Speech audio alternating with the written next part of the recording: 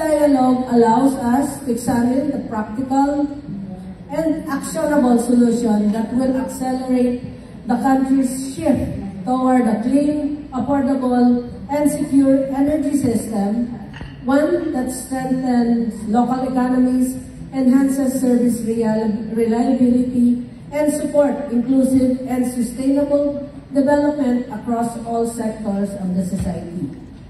The country's supply continues to depend heavily on imported fuel, particularly coal, exposing household and local economies to price volatility, supply disruption, and financial burdens.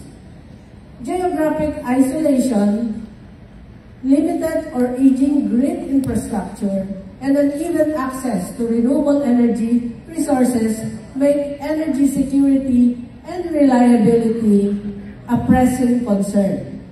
Off-grid and remote communities, in particularly facing unique challenges that affect education, healthcare, local businesses, and overall economic productivity.